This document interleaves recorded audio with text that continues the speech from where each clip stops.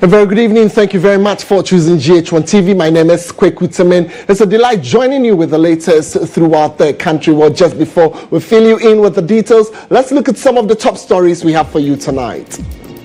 Coming up in the next 16 minutes, divided labor front as splinter groups take on mother organization over decision to strike over government's inability to deal with illegal mining.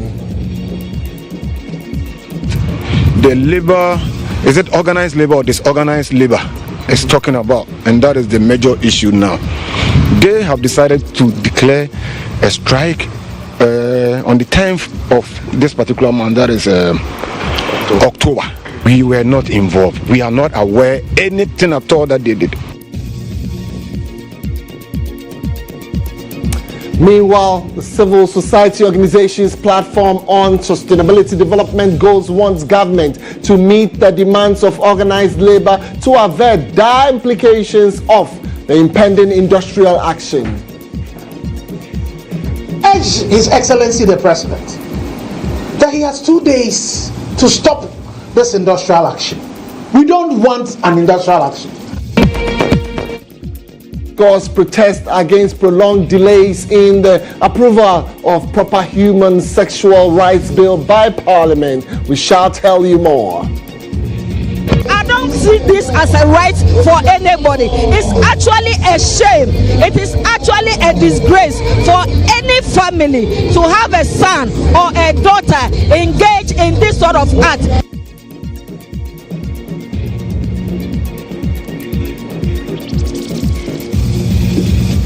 Tonight we would affirm our stance and bring you more in politics as we shall tell you what the running mate of the governing party has been up to as he continues his tour of the Ashanti region. And then we'll bring you some updates from our world of business as Vice President Dr. Mahmoud Bawumia says no economic strategy will stand without digitalization. The world enters the fourth industrial revolution. It has become obvious that no economic strategy can succeed without a strong digital foundation.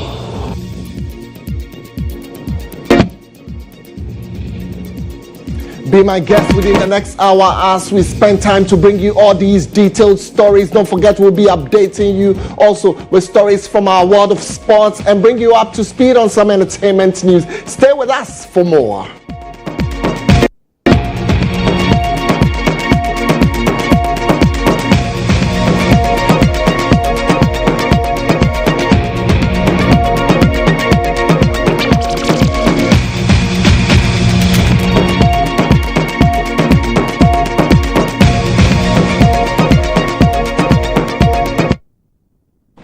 Alright, so thank you very much for choosing GHOne TV. Let's take details of our stories tonight. And here, thousands took to the streets to protest against a prolonged delay in the approval of the anti-gay bill. Well, the peaceful march led by proponents of the Sexual Rights and Family Values Bill, commonly referred to as the anti-gay bill, witnessed a diverse group of participants, including activists, community leaders, and concerned citizens, religious and traditional leaders, all united in their call for the swift legislation action. Well, representing a petition to the Office of the Attorney General and Chief Justice, lead advocate and member of Parliament for Ningo Prampram, Samuel Nete George, demanded an expeditious hearing for the two cases within the next 2 weeks.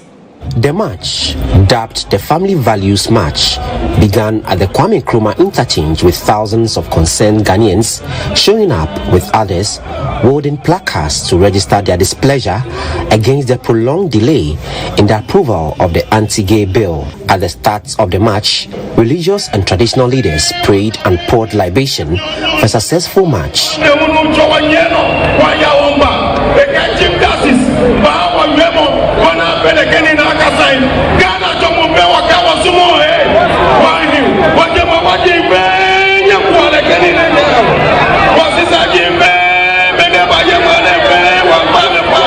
Queen mothers, religious leaders expressed their disappointment one after the other against the practice of homosexuality. Ni wamba waba support ake ni ehi ake majianye me wanye wakwe ni nunka nu ahishi ni joka yo ahishi nyongwa mwe mal challenge ni hinini no wakaji wa majianye me waka wa ewo miye mini jiro ni wa mambi bake wa waba support ni wa wiake ene wasumo ya Ghana. We are not children. We understand that. We know what is going on. So we suspect there is an invisible hand somewhere forcing them not to sign it. By their utterances, we know. By their actions, we know that they don't want to sign. There is an invisible hand, not in Ghana, outside Ghana. We are not children. We are not fools. We know what is happening. We know why it's not signed. Other concerned citizens and members of parliament who showed up at the march also had this to say. If their parents were married to men, would they have been born? If their mothers were married to women, would they have been born? So I don't see this as a right for anybody. It's actually a shame. It is actually a disgrace for any family to have a son or a daughter engaged in this sort of act, this LGBTQ act. We are counting on the Chief Justice not to make the disappointment that we feel more painful. We think that she should stop being used as a cover for the inefficiency of the president. We think he and his government have done everything to frustrate this bill from day one. We are calling on the President of the Republic of Ghana, and we are saying, Ghanaians, we are not for LGBTQ++. They came to tell us that one man, one wife. Today, one man, one wife. They want us to practice LGBTQ++. We are saying a big no. So key proponents of the bill, Samuel Nate George, led the group to present a petition to the representative of the Attorney General. We plead, schedule hearings for the two aforementioned cases immediately as a matter of urgency within the next 2 weeks, so that the cases can be determined. 2, to take steps to ensure that the rulings on these cases are readily available to feed into the completion of the national legislative processes on the Pro-Family Values Bill in line with Article 106 of the Constitution. 3, to provide kindly directions for a long-term solution that ensures timely and effective access to justice for all citizens, even during judicial breaks and vacation. Having delivered a petition to the Attorney General and the Chief Justice and received by Her Lordship Justice Ofer Ayer, their proponents believe and are hoping that justice will be delivered expeditiously by the next 2 weeks. Reporting for GHOne News, Obed Kingaglo, Supreme Court, Accra. And right here at Platinum Place, my name is Kweku. And up next, we're bringing you insights.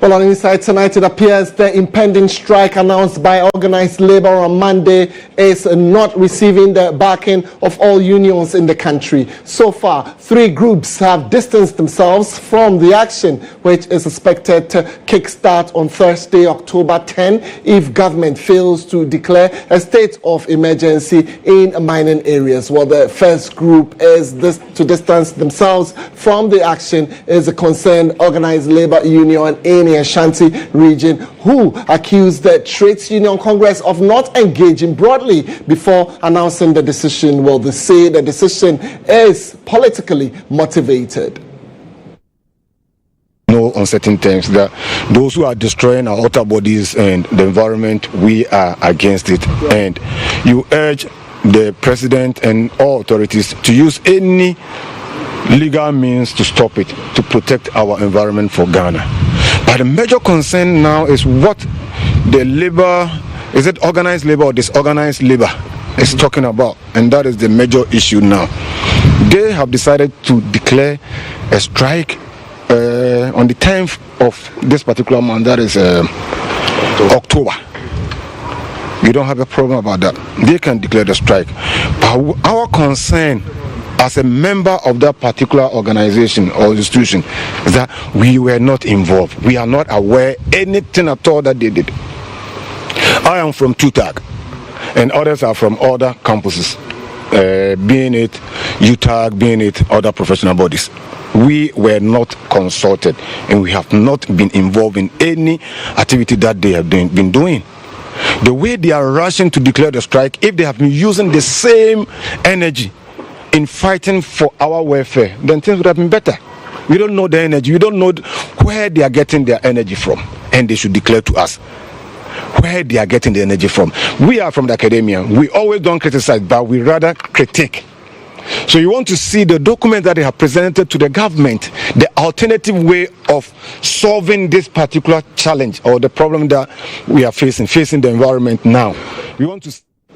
All right, so tonight we would want you to engage us on our social media platforms on this demonstration that is scheduled for the 10th of October. But another group distancing itself from the impending strike is the patriotic intellectuals at the Takoradi Technical University. Well, the group at a press conference said the fight against illegal mining should be devoid of partisanship. Michael Asari Apia is the chairman of the group.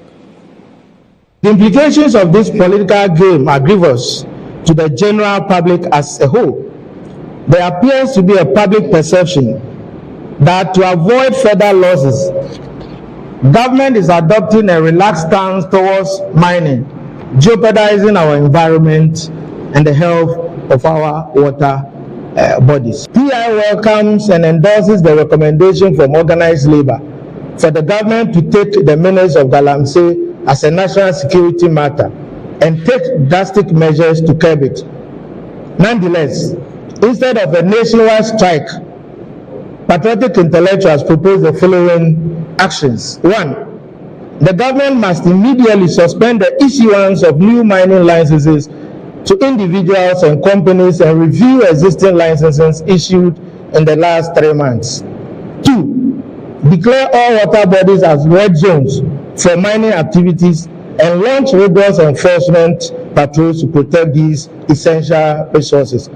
3. Strengthen the task force on small-scale community mining by deploying military and police patrols to prevent further illegal operations. 4. Government should take steps to repeal the existing Environmental Protection Regulations 2023 LI 2462 governing mining in forest reserves and water bodies to safeguard our natural resources. 5. All political parties, especially His Excellency, former President John Mahama, and the NDC must sign a pact condemning illegal mining. This is a national crisis that requires a united front. 6. There must be an established special court for the expeditious trial of Galamsey or illegal mining crimes and related issues. In conclusion, the fight against Galamsey must not be sacrificed for political expediency. We urge government, civil society, and all Ghanaians to prioritize our environment and the future of our nation over short-term political gains. All right, still staying on the subject, despite telling its members to remain at posts and when the announced strike takes effect, the Ghana Medical Association says it supports organized labor's fight against illegal mining. And bits and pieces of the statement in there on your screens. But now let's speak to Dr. Samson Anoma, who is a member of the concerned organized labor, and he joins us for a conversation on this particular subject. So thank you very much for your time tonight, Doc. Let me find out from you. So you have raised a number of issues, including the absence of broad consultations with members before taking the decision to strike. But a school of thought thinks these concerns are frivolous. What is your response to this? Thank you very much. Greetings to your listeners and your viewers. Unfortunately, it's raining here, so the internet is not quite stable. So if you see some hitches, then that is the reason. So I would like to apologize in advance for that. All right. In fact, our views are not frivolous because organized labor was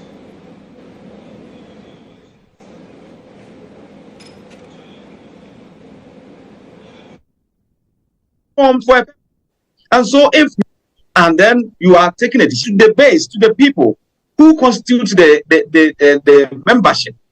You have different unions that constitute labor, organized labor. So then the normal thing that we do is just to tell the leadership to come and inform the members to take their views, so that they will consent and then send their consent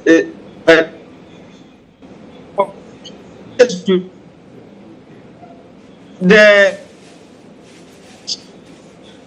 measures are so strong that and you lump it upon us and ask us to go on strike. We think that then what they have done is rather frivolous and unlawful, undemocratic.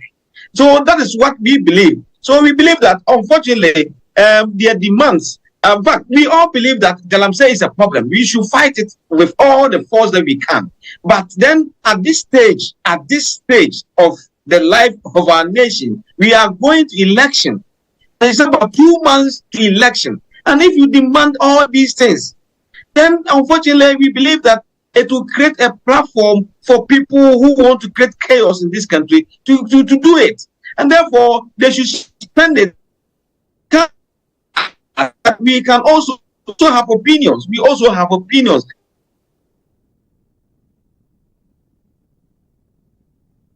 Yes, from what you were saying, are you indicating that this whole agenda is somewhat politically motivated?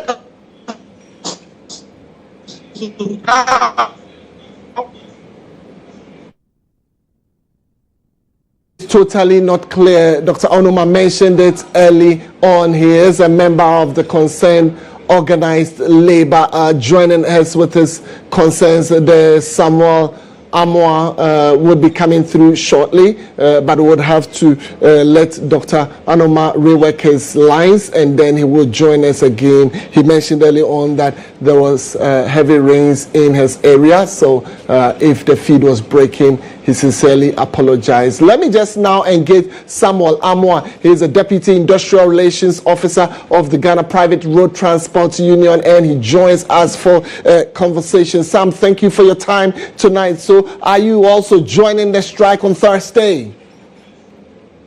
Thank you very much, Kweku.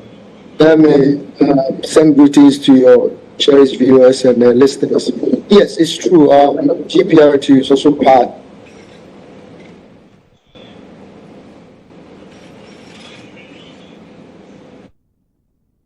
strike action that organized labor can be on the 10th. The reason being that, yes, we are also part of the organized labor. This issue of Galamsey is also affecting, everyone, including the drivers. That is why the leadership of GPRT also, decided and has sent a communique to all the regions that should the government not, listen to our demand, that means that on the 10th, all vehicles are going to, be parked and no vehicle is going to work.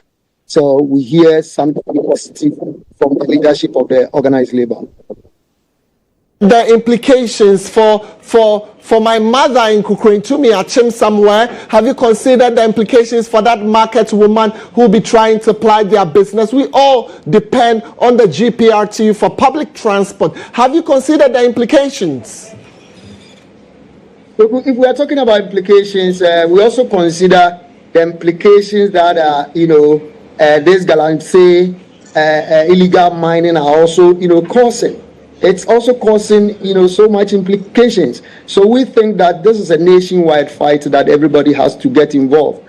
That is why, yes, we understand that it's going to create some kind of inconveniences, and it's going to create a whole lot of issues around town, because we remember during 2021 December 6, drivers in Ghana decided to embark on sit-down strike. We all realize what happened in the country. We understand that passengers will be stranded, but this is a nationwide fight that we all have to agree and understand.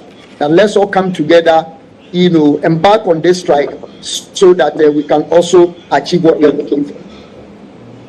All right, so Samuel Amwa, just before I allow you to go, the government has responded partially to some of the concerns, saying, look, there would be outlined measures that they would want to put in place. I don't know if you've not heard about any of these, and if you are not even willing to consider that, okay, the government is trying to put some measures in place to address these concerns. So in our quest to hold on, maybe they will be able to be definite about what they intend doing. Samuel, are you not considering even the efforts that the government is putting in, or you consider it not being enough?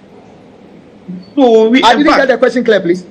All right, so the government has responded, trying to put in some measures ahead that, look, we think this can systematically be addressed. Are you not considering the government addressing it gradually, or you just want a holistic approach to it, ban illegal mining, ban small-scale mining, and that is it?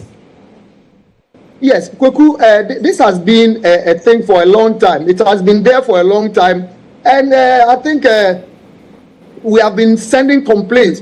The country, everyone is talking about this, not today, not yesterday. It has been something that is existing for a long time. So we don't know why the government is not acting up to now. That is why, the organized labor is pushing this time around that government should, set up and act immediately.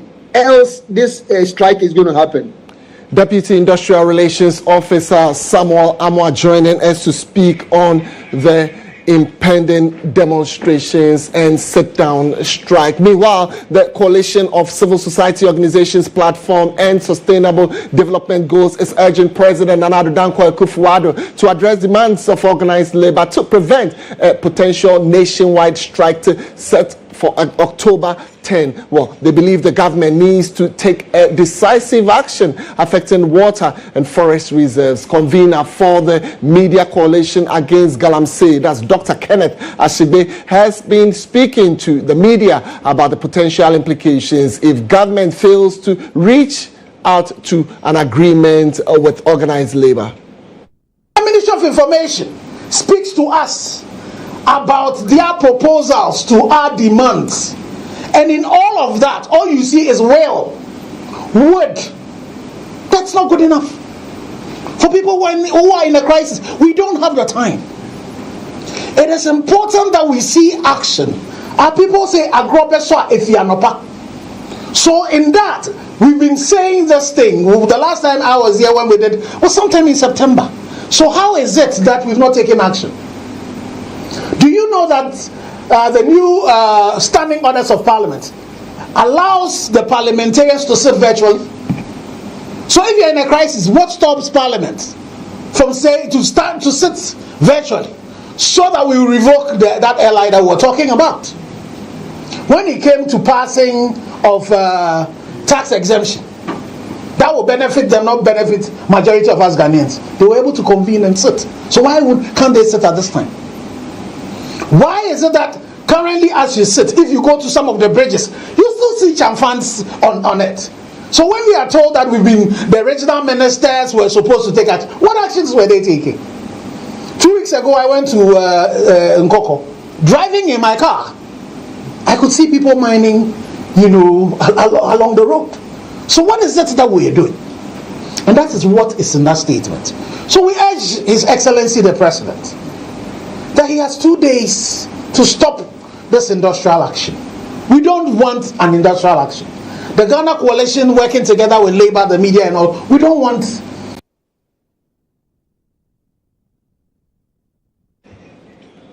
All right, so tonight you want to find out what the small-scale miners themselves are saying. Now, the Ghana National Association of Small-Scale Miners say the involvement of foreigners are partly to blame for the surge of illegal mining in the country. Well, according to the association, some foreign nationals from neighboring countries have taken advantage of the illegal mining menace to exploit good resources in the country.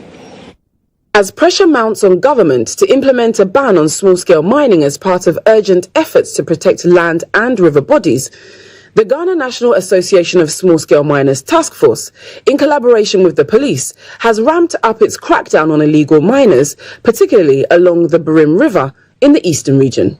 In a recent operation, the task force arrested an illegal miner believed to be a foreign national and destroyed 20 chamfan machines used for mining on the Birim River near Achimosu, a community in the Etiwa West district. The operation is part of the association's ongoing commitment to rehabilitate the heavily polluted Birim River and address illegal mining. The task force also confiscated various equipment used by illegal miners during the raid. Speaking to the media, Mohammed Amal, chairman of the association in the eastern region, outlined the severe impact of illegal mining on water bodies, cocoa farms, and palm oil plantations.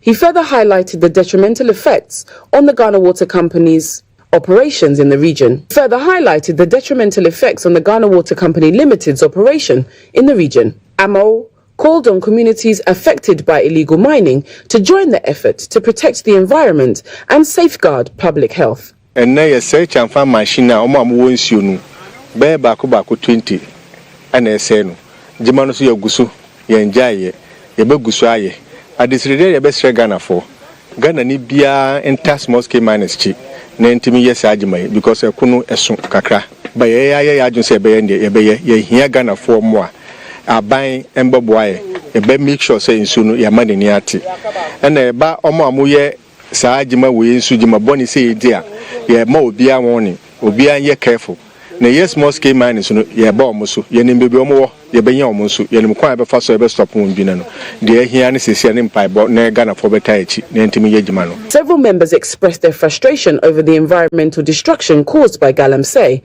and stressed the need for collective action to tackle the issue. Yeah, who baby omo fine tell, but then am I no many aji send up boys na the police for na no aboy na enyan twa so they say ya ebebo na o man ni na hu say enya yes small scale for and yes say issue no ma ya Mr. Chofo come by mahu nti yes ya dey say ya jiri ho say ya be ma o man ni na hu I will say ya dey ho yen say issue ya juma pa ekuta workers invest a lot nti entrance ama foreigners me ya chi ni sabu bisa no ohu twikura wonte ya chi nipa ba ku sisi ya wa ha ama no ye ba ye no omu nyina adwane na ekaka machine no nti sisi ono so abobo nipa ni bidin se onimu wo mu fie nti eni se nipa na ekọ na wo mu a wo mu ye involve wo sa ye kan say chamfa machines no akire yo. Right, so the small-scale miners drawing a clear line between their operations and that of Galamsey operators. Well, that will do for Inside for tonight, but we're not done with all the beautiful stories that we have for you tonight. Do stay with us. We're back shortly with some more.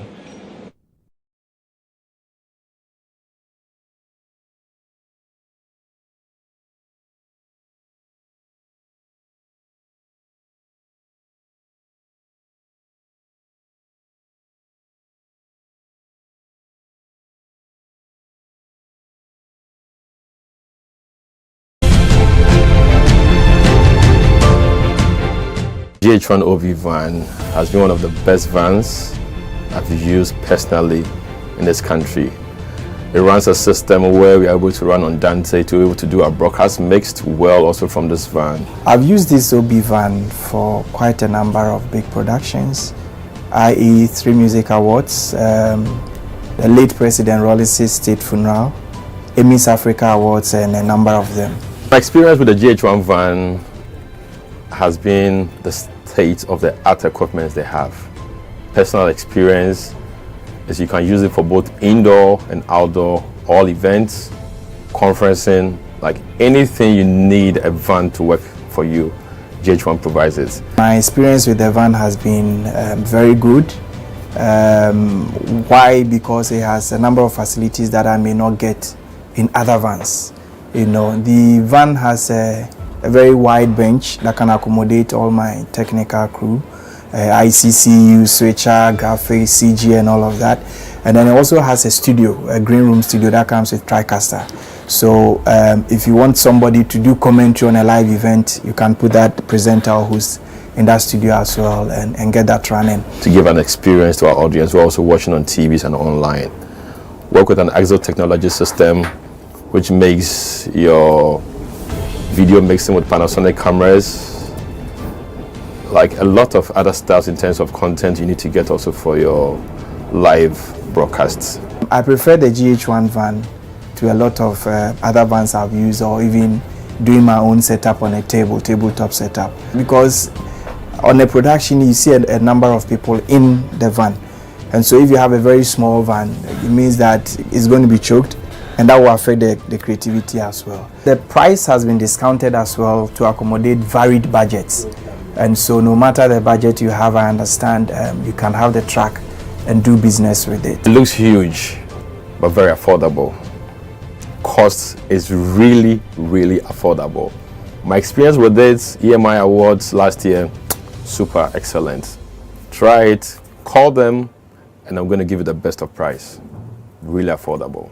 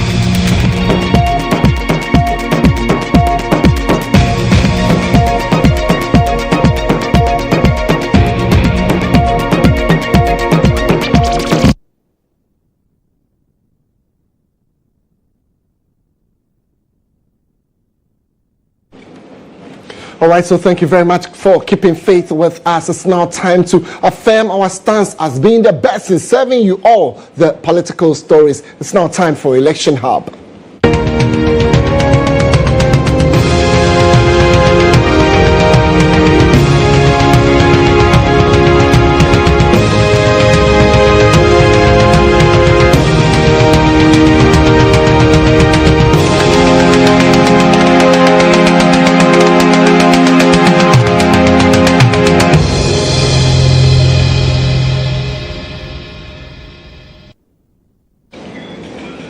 All right, so former Nigerian President Goodluck Jonathan has urged Ghanaians to uphold their democratic reputation as Africa's beacon of democracy in the upcoming December 7th general elections. While speaking at a pre-election consultative meeting with the Joint Election Security Task Force at the police headquarters, Jonathan called on key stakeholders, particularly the Electoral Commission and the security forces, to ensure that Ghana maintains its status and does not allow any lapses that could affect its democracy. The engagement with various stakeholders is part of preparations ahead of the elections on December 7. We have challenges, and since most of the conflicts are linked up with poorly conducted elections, we make sure that when elections are coming up within the sub-region, we visit the country some months before the election to interact with key stakeholders on some gray areas. And during the elections, we'll be here again. If there are issues, we'll step in and work with the key stakeholders in the country and make sure that this is under control. The former Nigerian president led the West African Elders Forum, met with members of the Election Security Task Force. For successful elections, all the citizens of the country are involved. If all the citizens of the country want to do the right thing, then you are sure that elections will be very, very successful. They urged the team to maintain professionalism throughout the electoral process. On the heads of all the citizens of the country, there are two institutions that are critical. The electoral management body, like the Electoral Commission, that conduct the elections, and the security that oversee the elections. We are not working for the Republic of Ghana alone. We are not working for even West Africa, but indeed the rest of Africa. Because when one country goes down, a country like Ghana steps down, it will be a major crisis in ECOWAS and it will affect the rest of Africa. Goodluck Jonathan called on Ghanaians to maintain democratic integrity during the December polls. If you go to a country, we interact with all class of people. If the citizens say they have confidence in the Electoral Commission, then you smile. Then do you have confidence in the security system? But where they say one thing or the other in these two institutions, then you know that you have a work to do. The Inspector General of Police, Dr. George Ekufo-Dampare, while welcoming the team, called on Ghanaians to be patriotic during the upcoming elections.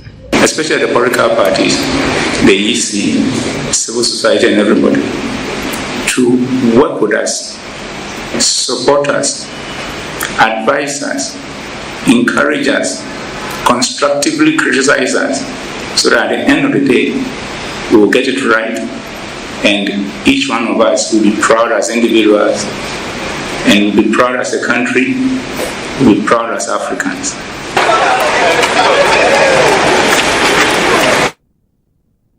So let's bring you some more politics, and here vice presidential candidate for the New Patriotic Party, Dr. Matthew Opoku-Prempeh, is accusing the NDC of using the imams and pastors to promote homosexuality in schools and communities.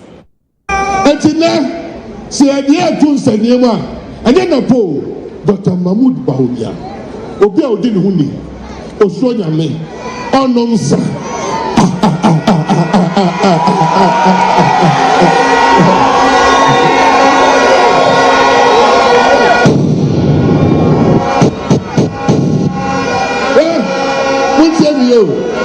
You are the vice president, Odin Huni, Onomsa. Okoye Katasi said the program I am casting a woman. I'll go to a book. Everyone say, we say, I need your bar, or the Sabe, to move for the agro. I'll go to a book of your that's a Bunima, President Bakubi. I'll go to a book. Oh, no, book will go baby. Now, what's your car? What's your name? Only over the sad back on the home. I know what I'm passing. That means you do no, I ain't no Koda, Quadi Passo, Quadi, no down and say, oh, we are not Sakotis, Kawakwano, or the book. Ah, now, Bobo Chichi free structure the culture and said, then Chemwe. Oh, what did I? All right, so the Member of Parliament for Ningo Pram has slammed the vice presidential candidate as Dr. Matthew Opoku-Prempeh over his comments that the North Tongue MP Samuel Okudzeto-Ablakwa introduced the comprehensive sexuality education for children in the education curriculum during his tenure as Deputy Minister for Education under the NDC. Well, Sam Nate George spoke on State of Affairs with Lantam Papanko. I've watched the video of the vice presidential candidate, Matthew Opoku-Prempeh, and I think after watching that video and a few other videos of his, I am beginning to get aligned with a school of thought that says that one of the requirements for anyone seeking to run for president or their running mate, they should be subjected to a mental fitness test. It appears to me that the good doctor may not have all his nuts properly screwed on properly. Every fortnight, it appears that he's been programmed such that every fortnight he has an effusion of foolishness. He says that Okudzeto-Ablakwa did what? Brought in CSE. Yes. Okudzeto-Ablakwa was deputy minister in charge of tertiary. CSE was introduced in basic school. Okudzeto had absolutely nothing to do with basic education at his time in the ministry. Does that sound like somebody who has his faculties functioning properly? Again, I have a video I can share with you to play for your viewers of Matthew Opoku-Prempeh thanking UNESCO for introducing CSE into the curriculum, and that it is time for us to get modern and understand modern sexual. All right, so that's about it. When it comes to politics, you can plug into us. We are your election hub.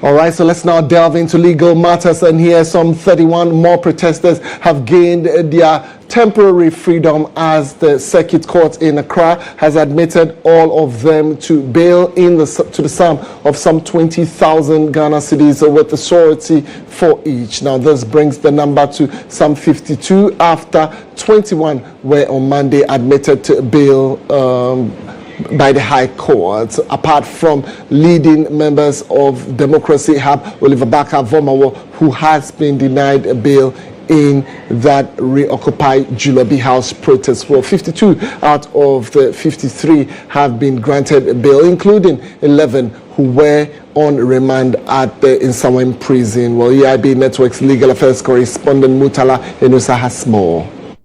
It has been a very successful day for the protesters who have been detained, some in prison custody and others in police custody. Between Monday and Tuesday, 52 of them have all been granted bail in various sums. Some 70,000 Ghana cedis with 2 sureties, others 20,000 Ghana cedis with 2 sureties, others 20,000 Ghana cedis with a surety. And in fact, most of them today, 31 of them today, have successfully have their bail applications considered and accepted by the court here in Accra, the Circuit Court, I must say, after their lawyers respectively made submissions in their favor. Prosecution, though opposed to the bail, some of whom made references to formal bail applications at the High Court yet to be considered, but the court is of the considered view that the fundamental human right of the accused persons should be protected, and as an accused persons,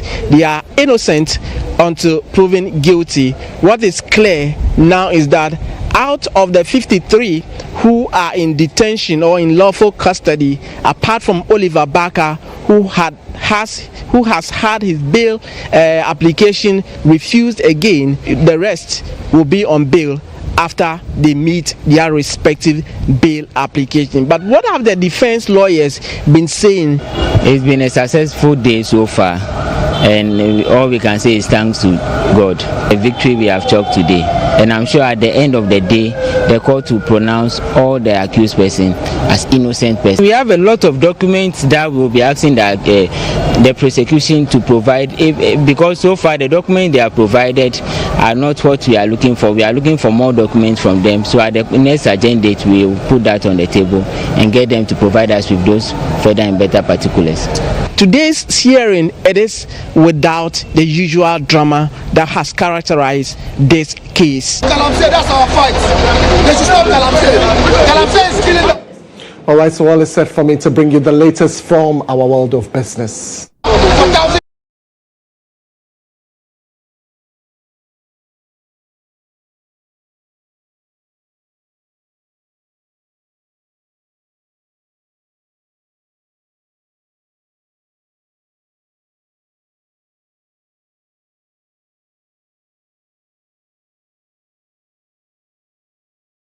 All right, so let's do business at this moment. The Vice President, Dr. Mahmoud Bawumia, says no economic strategy can succeed without digitalization. While speaking at the launch of the Citizens app, a groundbreaking mobile application aimed at improving public service delivery and citizens' engagement in Accra, Dr. Mahmoud Bawumia underscored the app's potential to streamline processes, reduce bureaucracies, and promote transparency and accountability in government's operations.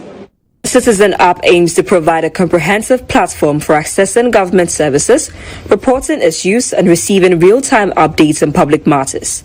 It is designed to enhance access to services and streamline interactions between citizens and government agencies, promoting efficiency and transparency. At the launch, Finance Minister Dr. Amin Adam emphasized the app's timeliness, noting it will centralize public sector service delivery and reduce bureaucratic delays. For too long, government services have been delivered through fragmented systems that have made accessing essential services more complicated than necessary. With the launch of the Citizen app, we are taking a massive leap forward by centralizing all public services into a single user-friendly platform. The Commissioner General of the Ghana Revenue Authority, Julie Isiam, highlighted the app's potential to ease frustrations and improve tax system efficiency. The Citizens app, we are taking very bold steps to eliminate frustrations that have for too long been associated with accessing public services. We are building a system that cuts through bureaucracy, reduces waiting times, and puts the power of information and services directly into the hands of our people. In his keynote address, Vice President Dr. Mahmoud Bawumia affirmed that digitalization is a cornerstone of the Akufo-Addo administration's economic strategy, urging Ghanaians to embrace the fourth industrial revolution. As the world enters the fourth industrial revolution, it has become obvious that no economic strategy can succeed without a strong digital foundation. In key areas such as public administration, trade, education, financial inclusion, and healthcare, the absence of digital systems means that processes were slow, non-transparent, and prone to errors. The event was attended by key government officials, tech industry leaders, and members of the public.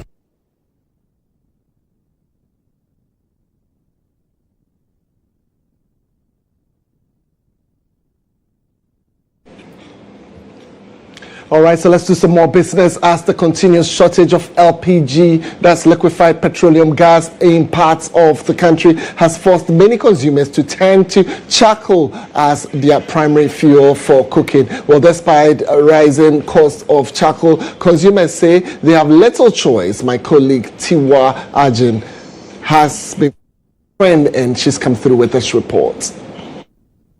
The persistent shortage of liquefied petroleum gas is forcing households to revert to traditional fuel sources for cooking. This reversion to traditional cooking sources is causing a rise in fuels such as charcoal. Gloria Boating, a food vendor, tells GHOne Business that though LPG is her preferred fuel for cooking, the scarcity coupled with the high cost of getting it, has left her with no option but to revert to the use of charcoal. First, on sena yeto bidie 5 sira yetimi ye de ye aduane be sisia o tot 5 sira mpo ni bidie sisia ye 10 siri 20 series nti wuto mpo a entimi mbua ye because ena anshara nya de nti say first na omo ye no nti ama ye bre wo sa bidie hu tisia gas mpo eno so ye another problem yentimi enfele gas because first say na ya ete no me say me use first na me the gas ena echi nam ena me the nwa mo be say na o ma tuntu nyama no nti eya me to nti eya me ba bidie me to bidie 10 na me the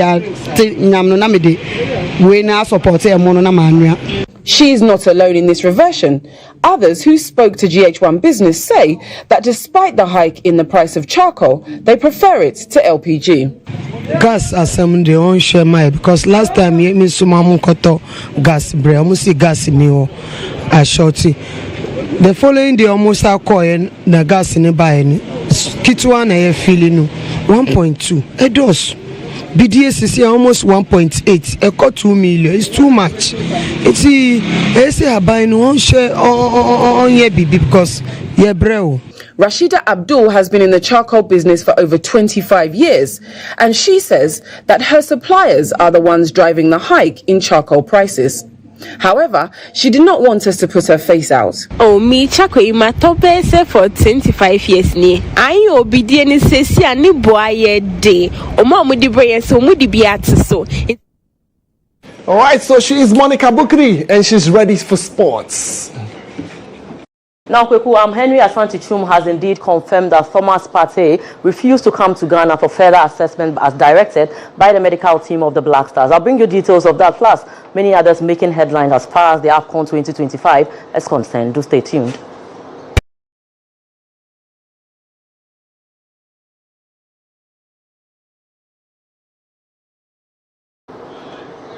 Now, Head of Communication for Ghana Football Association, Henry Asante Chum, has disclosed Black Stars midfielder Thomas Partey refused to enplane to Ghana for further assessment as directed by the medical team of the Black Stars. The GFA, according to Henry Asante Chum, had a prolonged engagement with Arsenal on the state of the player after the club sent an email stating Thomas Partey was unwell for the game with Sudan. But after a series of communication, Arsenal indicated the player decided he wasn't in a condition to travel to Ghana. We knew about Joseph Pinto, so when we really came. We knew about Osman Ibrahim, so when we really came. We knew about Kingsley Schindler. But for Thomas, once he finished the Southampton game, we were fine. Jordan, same. Ishahaku, same. Iñaki, same. Salisu, same. Wolacott, same. And Antoine Semenyo, all the players. Then on, I think late Sunday, the medical team received a correspondence from Arsenal, said Thomas is feeling unwell. So we needed to take it to the next level by demanding proof of Yarikoa or Yarino. So they sent an email and supported it with proof. It was further interrogated. Dr. Pombo escalated the issue. It went to the management level. The president came in. Alex Asante came in. We continued our back and forth with the club.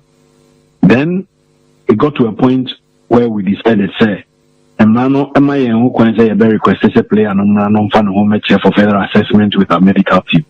The trigger, Samrano. The trigger, down. It is a condition between the player and the FA. Then the club sent back an email informing us that the player feels uncomfortable to travel for that number of hours just for assessment. We should rethink our decision. It was a serious issue that was discussed by the medical team, and then we brought in the technical team. Eventually, the technical. Now, it's hard to imagine anyone wanting to be in the shoes of former Black Stars coach Kwesi Appiah, who is now at the helm of Sudanese national team and is set to face off against his former squad, the Black Stars. One might wonder, will he play the local card for the Black Stars or stay true to his responsibilities as head coach of the Sudanese team? Ghana are aiming to qualify for another AFCON. start, losing to Angola and drawing with Niger. To keep hope alive, they need to beat Sudan both home and away. Sudan is coached by James Kwesi Appiah, a former Black Stars player and beloved figure in Ghanaian football. Kwesi Appiah, a standout left back, played for Kumasi Asante Kotoko for a decade, rejecting foreign offers and retiring in Ghana. He captained the Black Stars to victory in the 1982 AFCON. After retiring, Kwesi Appiah served as an assistant coach for the Black Stars under several coaches. He won gold with Ghana's under-23 team at the 2011 All-African Games and was appointed head coach of the Black Stars the following year, leading to the 2014 World Cup as the first African and Ghanaian to do so. He returned for a second stint in 2017 and left in 2020. Recently, he was appointed to the GFA Executive Committee representing his former club, Kumasi Asante Kotoko, but has to resign temporarily after CAF ordered him to step down. Now, how did Kwesi Appiah, known as Mayele, shift his allegiance to Sudan? After being signed as head coach by El Khartoum in 2014, he found success and popularity, leading to his appointment as the coach of the Sudanese national team in 2023. His team currently tops their World Cup qualifying group ahead of Senegal and DR Congo. As Kwesi Appiah returns to the Accra Sports Stadium with Sudan, questions arise about his loyalty. Will he aim to deepen the struggles of the Black Stars, or will he remember his roots and limit his team's success against them? As rapper Manifest put it, time is an informant and it will tell. And that's all for sports. My name is Monica Bukari.